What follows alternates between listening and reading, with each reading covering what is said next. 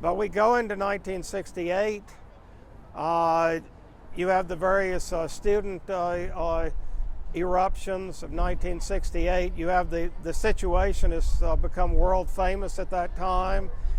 And if I remember correctly, Tony Verlan, one of the situationists, was living in the Loft up here around 68 or so.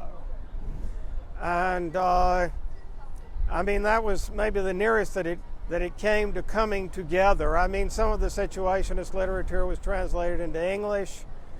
I remember reading the pamphlets and so forth and so on.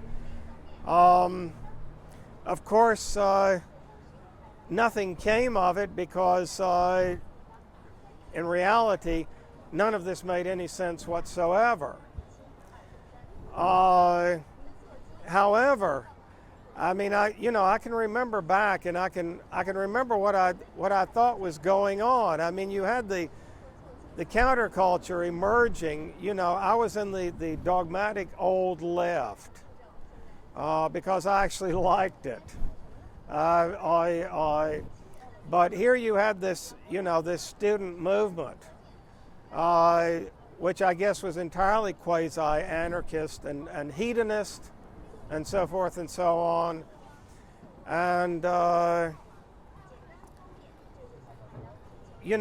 that developed, I remember particularly is it the Leonard Cohen song, Suzanne? You know of that? That was sort of re-recorded in a much more commercial version, and that's what I heard on AM radio. And it was sort of coming together at that time. I mean, it became harder and harder for me to believe in the idea that, of barracks communism. I mean, the idea that the point of our movement was to sort of deliver the population to a sort of militarized existence. I mean, that began to seem more and more absurd.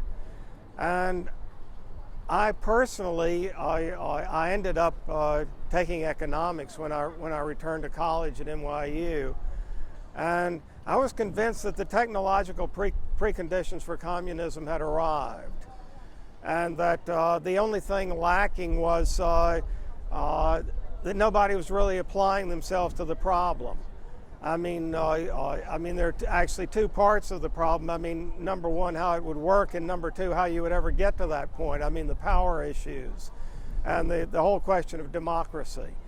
I must say that these are still all completely unsolved problems. I mean, I've tried to make my little contribution on my website, but in general, these are all still unsolved problems.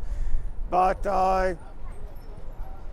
basically, I think that Ben veered off into, a much more scuzzy form of activism.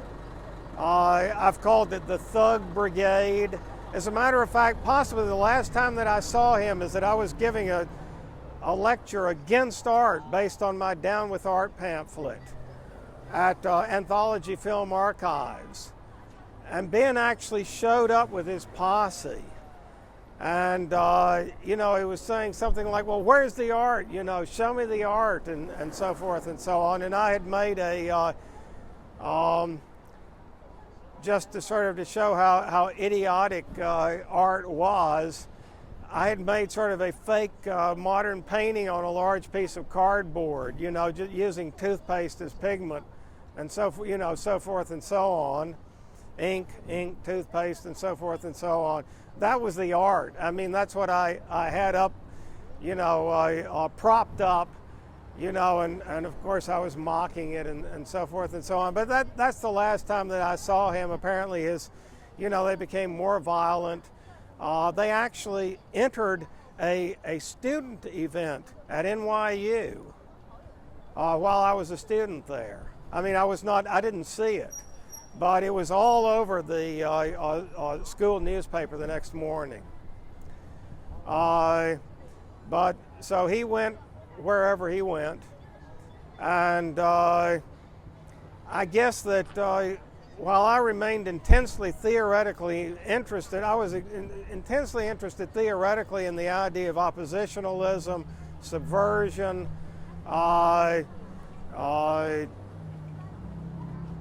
insurgency, and so forth and so on. And I mean, I began to branch out by sort of deliberately going to gay events, feminist events, and so forth and so on, because I was just sort of interested in the question of oppositionalism in a more general way. But you know, at that point, I had no further connection with the organized left, and so you know, I guess that ended a chapter.